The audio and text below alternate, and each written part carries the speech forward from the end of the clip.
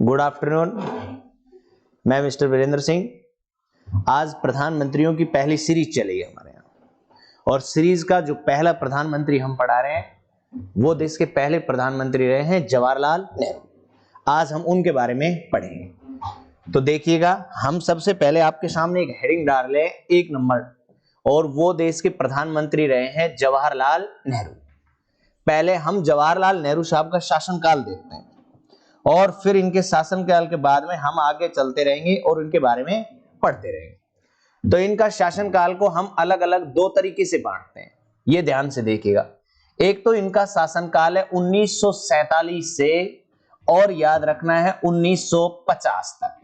अच्छा, ये बात हमने क्यों बताई है 1947 से 1950 तक, और दूसरा इनका शासनकाल शुरू होता है 1950 से और 1964 तक। इनके शासनकाल को हमने अलग अलग 2 भागों में बांटा है।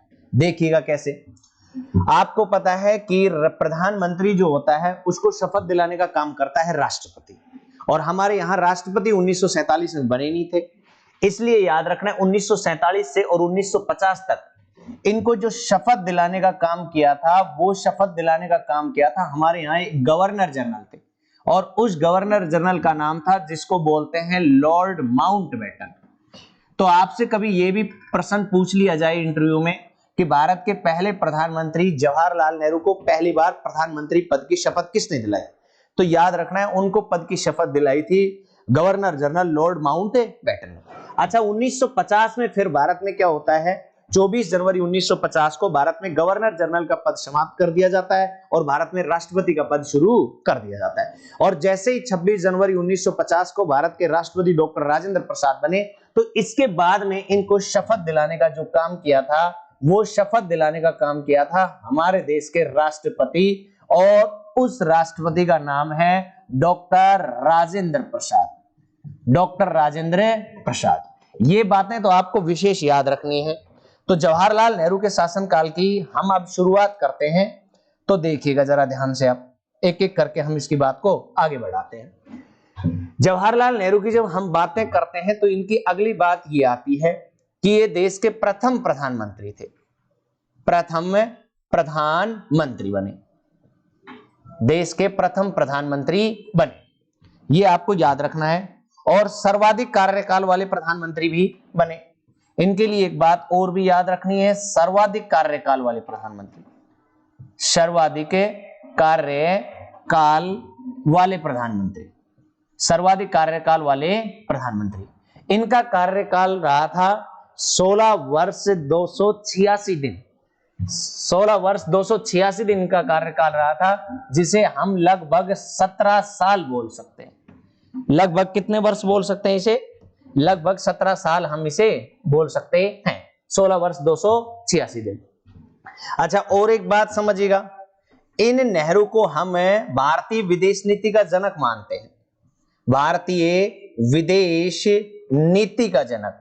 अच्छा, नेहरू को भारतीय विदेश नीति का जनक क्यों कहते हैं, ये भी आप समझिएगा, क्योंकि नेहरू देश के प्रधानमंत्री, पहले प्रधानमंत्री भी थे, और नेहरू देश के पहले विदेश मंत्री थे। अच्छा, संधि समझौते करने का काम या तो प्रधानमंत्री करता है या विदेश मंत्री करता है, और पहले प्रधानमंत्री और विदेश मंत्री दोनों ही जवाहरलाल नेहरू थे, इसलिए जवाहरलाल नेहरू को भारतीय विदेश नीति का जनक कहते हैं। इंडियन फॉरेन पॉलिसी का इन्हें क्या कहते हैं? फादर भी कहते हैं। अच्छा, इनके बारे में जब हम अगली बात करते हैं तो इन्हें गुट निरपेक्षता का जनक भी कहते हैं। गुट निरपेक्षता का जनक, ये भी आप अच्छी तरह से याद रखिएगा, गुट निरपेक्षता का जनक। अच्छा, गुट निरपेक्षता होती क्या है, ये हम ऐसे समझते हैं, तो एक बार जरा आप इधर देखिएगा ध्यान से। गुट निरपेक्षता क्या होती है? आपको पता है यहां अपने एक युद्ध चला था, और वो युद्ध चला था सेकेंड वर्ल्ड वॉर 1939 से और 1945 तक, और वो चला था सेकेंड वर्ल्ड वॉर।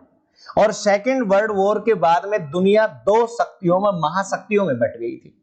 दुनिया 2 महाशक्तियों में बट गई थी। एक जो महाशक्ति का नेतृत्व कर रही थी, वो नेतृत्व कर रहा था USA, United state of America, और एक नेतृत्व कर रहा था यूएसएसआर, जिसको हम बोलते हैं सोवियत संघ रूस।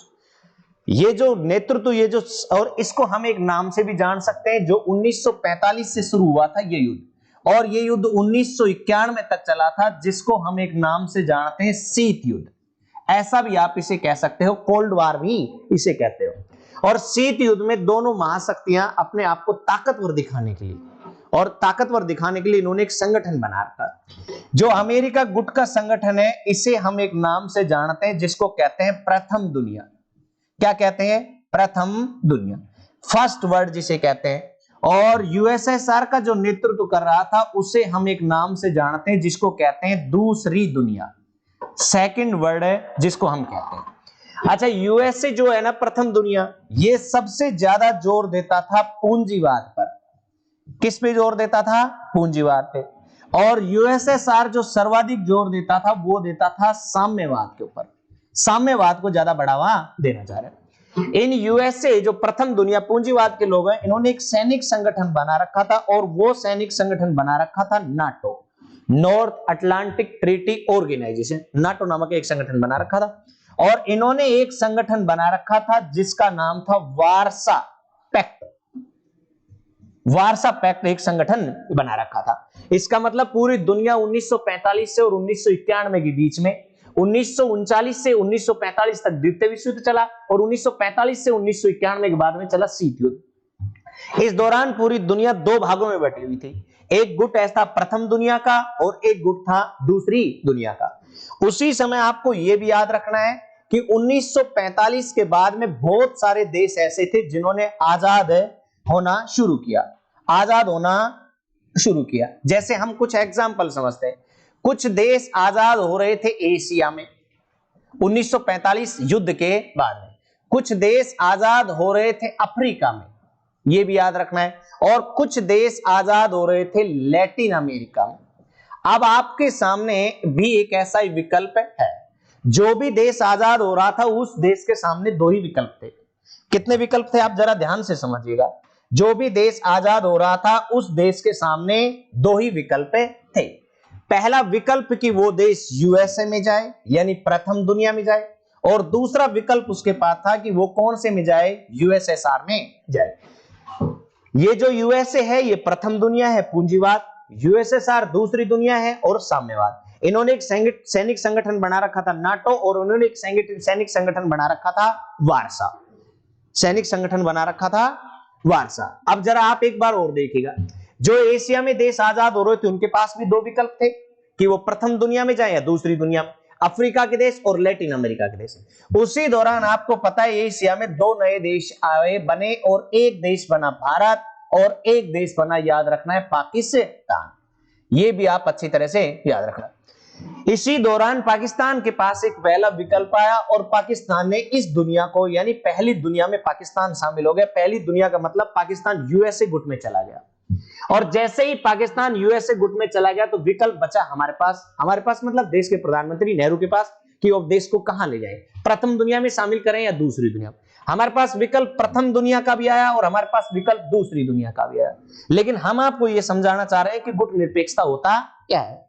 तो जवाहरलाल नेहरू ने क्या किया? प्रथम दुनिया के ये जो निर्णय था, उसे भी कैंसिल कर दिया, और द्वितीय को भी। और हमने एक तीसरी दुनिया बनाई, याद रखना है। इसका मतलब हम किसी भी गुट में शामिल नहीं हुए, और फिर उसी को हम एक नाम से जानते हैं जिसको कहते हैं गुट निरपेक्षता। इसी को हम कहते हैं गुट निरपेक्षता। गुट निरपेक्षता का मतलब होता है किसी भी गुट में शामिल नहीं होना। इसका मतलब हम न तो इस गुट में शामिल हुए और न ही इस गुट में शामिल हुए। इसको हम क्या कहते हैं? गुट निरपेक्षता। जरा हम वापस चलते हैं आगे थोड़ा सा और। तो हमने आपको बताया कि नेहरू को किस नाम से भी जानते हैं? गुट निरपेक्षता। गुट निरपेक्षता का मतलब किसी भी गुट में शामिल नहीं होना। और जो देश आज ये जो देश है, इन्हें हम एक नाम से जानते हैं जिसको कहते हैं तीसरी दुनिया के देश। कौन सी दुनिया के देश? तीसरी दुनिया के देश। और आज आपको यह भी याद रखना है कि गुट निरपेक्षता में लगभग 120 देश शामिल होते हैं, यानी दुनिया का सबसे ताकतवर संगठन जो बना है वो कौन सा है? गुट निरपेक्षता। हाँ, ये जो है वारसा पैक्ट, ये जो यूएसएसआर है, इस यूएसएसआर का विभाजन 1989 से 1991 के बीच में हो गया था। तो यूएसएसआर टूट गया, याद रखना है। और उसके बाद में पूरी दुनिया में एक ही महाशक्ति बना, कौन? यूएसए, जिसको हम किस नाम से भी जानते हैं? प्रथम दुनिया के नाम से भी जानते हैं। चलो हम आगे चलते हैं थोड़ा सा और। तो हमने आपको बताया कि नेहरू को भारतीय विदेश नीति का जनक भी कहते हैं और नेहरू को भारतीय गुटनिरपेक्षता का जनक भी कहते हैं। और नेहरू को हम एक नाम से और जानते हैं और इनको कहते हैं लोकतांत्रिक समाजवाद का जनक। किस नाम से जानते हैं? लोकतांत्रिक समाजवाद का जनक भी इनको कहा जाता है। यानी भारतीय समाजवाद जो है वो लोकतांत्रिक समाजवाद है।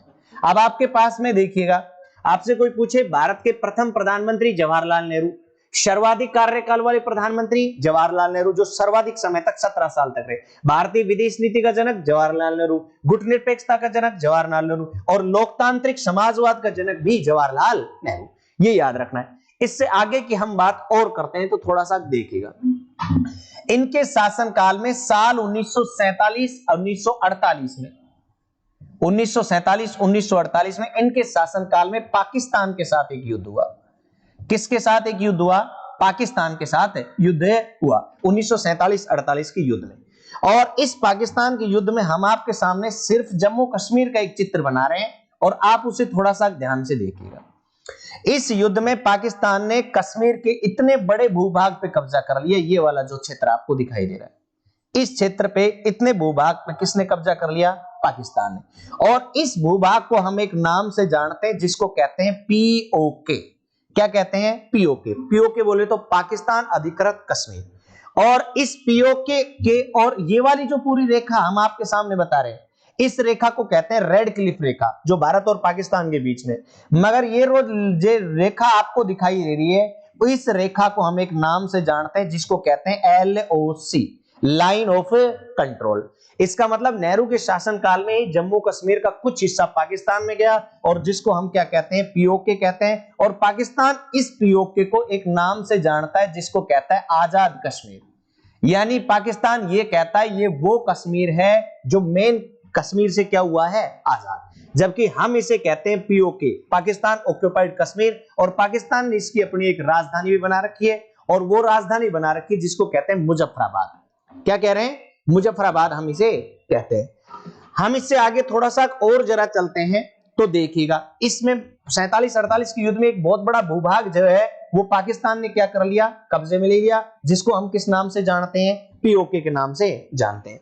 फिर उसके बाद में हम नेहरू के शासनकाल की अगली बात पढ़ते हैं। इस दौरान 1950 के बाद में भारत और एक देश है जिसको हम बोलते हैं चीन। भारत और चीन के बीच में एक नारा बड़ा फेमस हुआ और उस नारे को हम एक नाम से जानते हैं हिंदी चीनी भाई भाई का नारा। हिंदी चीनी भाई भाई का नारा बड़ा फेमस हुआ था, ये भी आपको अच्छी तरह से याद रखना है। और इस नारे के बाद में भारत और चीन के बीच में एक समझौता भी हुआ, याद रखना है। और उस समझौते को हम एक नाम से जानते हैं जिसको कहते हैं पंचशील समझौता।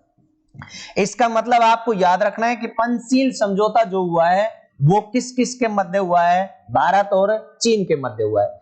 और ये समझौता याद रखना है 1954 में हुआ। और 1954 में ये समझौता किस किस के मध्य हुआ? तो याद रखना है ये समझौता एक तरफ तो है भारत और एक तरफ हुआ है किसके मध्य? चीन के मध्य। भारत की तरफ से इस समझौते में भाग लिया है जवाहरलाल नेहरू ने, ये याद रखना है। और पाकिस्तान की तरफ से इस समझौते में भाग लिया था चाउ एन लाई ने। किसने भाग लिया था? चाउ एन लाई ने। यह समझौता हुआ पंचशील समझौता, याद रखना है, भारत और चीन के बीच में। कई बार आ जाता है पंचशील समझौता किन दो देशों के बीच में हुआ? तो पंचशील समझौता हुआ था भारत और किसके मध्य? चीन के बीच में। अच्छा, नेहरू के शासनकाल का हम एक समझौता और भी पढ़ते हैं और वो नेहरू के शासनकाल का एक समझौता आता है जिसको कहते हैं इंडस वाटर ट्रीटी, जिसको हम एक नाम से जानते हैं, आप भी जरा ध्यान से सुनिएगा, सिंधु जल समझौता। ये भी आपके लिए बहुत इंपॉर्टेंट है नेहरू के शासनकाल की घटनाओं में, सिंधु जल समझौता। और सिंधु जल समझौता हुआ था 19 सितंबर 1960 को। और सिंधु जल समझौता दो देशों के बीच में हुआ था। यानी हमारे यहाँ एक सिंधु नदी बहती है और 5 उसकी सहायक नदियां हैं, टोटल नदियां होगी 6। और इन 6 नदियों के बंटवारे के लिए एक समझौता हुआ था जिसको कहते हैं सिंधु जल समझौता। और ये सिंधु जल समझौता एक तरफ तो हमारा भारत था और एक तरफ हमारा पड़ोसी देश है जिसको बोलते हैं पाकिस्तान।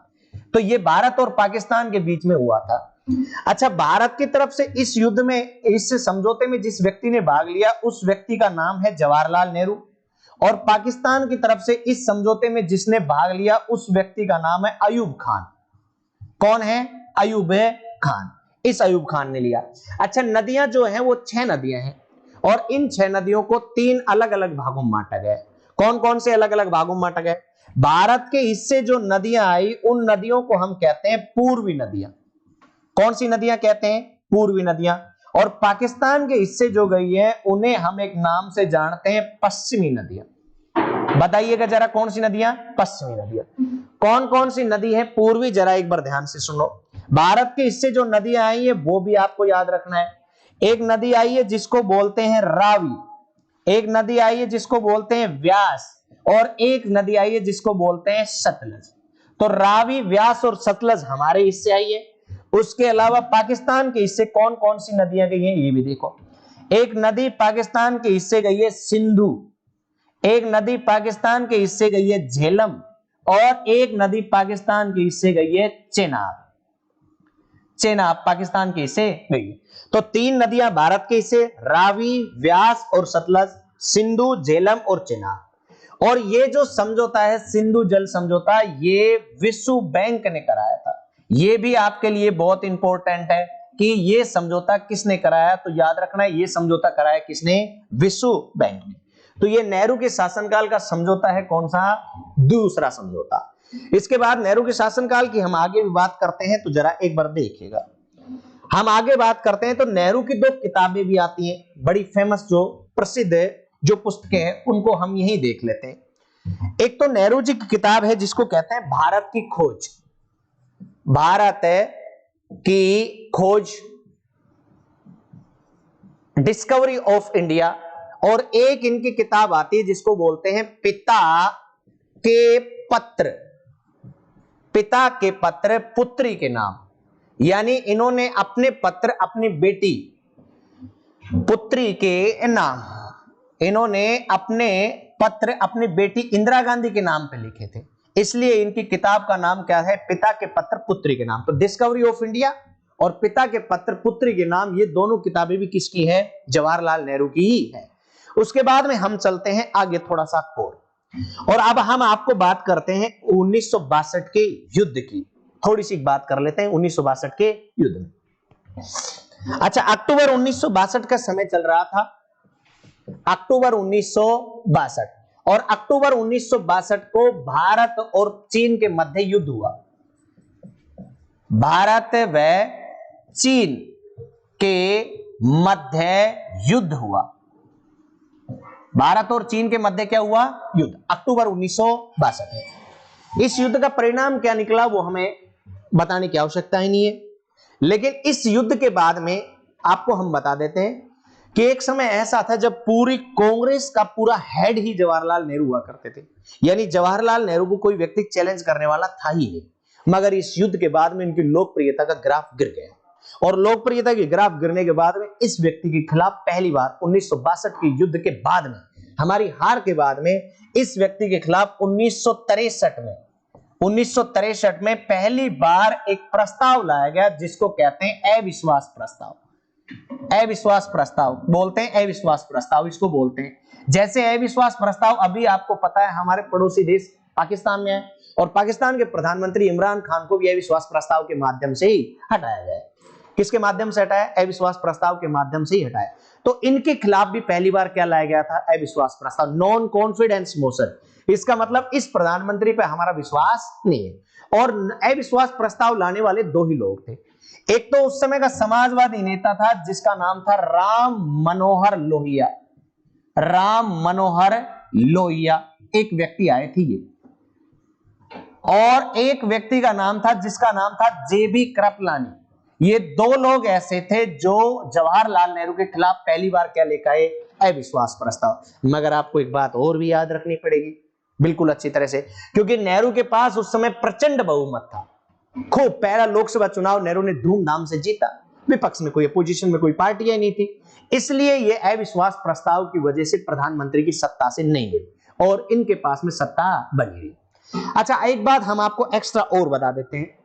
कि अविश्वास प्रस्ताव सर्वाधिक 15 बार, यह भी आपको नोटिस करना है, अविश्वास प्रस्ताव सर्वाधिक 15 बार इंदिरा गांधी के खिलाफ लाया गया।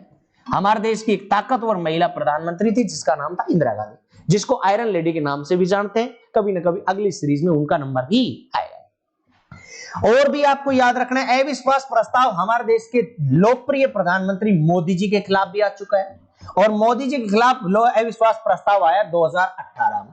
इसका मतलब आपसे कोई यूं पूछे कि भारत में पहली बार अविश्वास प्रस्ताव किस प्रधानमंत्री के खिलाफ लाया गया, तो जवाहरलाल नेहरू के खिलाफ, और अंतिम बार अविश्वास प्रस्ताव लाया गया मोदी जी के खिलाफ, और सर्वाधिक 15 बार अविश्वास प्रस्ताव लाया गया किसके खिलाफ, इंदिरा गांधी के खिलाफ। मगर एक बात और समझिएगा कि भारत के इतिहास में अब तक कोई भी प्रधानमंत्री, किसी भी प्रधानमंत्री की अविश्वास प्रस्ताव पास होने के कारण सत्ता नहीं गई है। इसका मतलब भारत में अविश्वास प्रस्ताव पास होना अपने आप में एक बहुत ही मुश्किल प्रोसेस है, लेकिन असंभव नहीं है। अच्छा, एक व्यक्ति का जिक्र हम और कर देते हैं थोड़ा सा, और उस व्यक्ति का नाम है जिसको बोलते हैं मोरारजी देसाई। जनता पार्टी के प्रधानमंत्री बने मोरारजी देसाई, और इंदिरा गांधी को हराकर ये देश के पहले प्रधानमंत्री बने थे मोरारजी देसाई। और मोरारजी देसाई प्रधानमंत्री बने 1977 में, और ये प्रधानमंत्री रहे 1979 में। इस मोरारजी देसाई के खिलाफ भी भारत में इनके खिलाफ भी क्या लाया गया था, अविश्वास प्रस्ताव। मगर इस आदमी ने अविश्वास प्रस्ताव पास होने से पहले ही प्रधानमंत्री पद से क्या दे दिया, त्यागपत्र।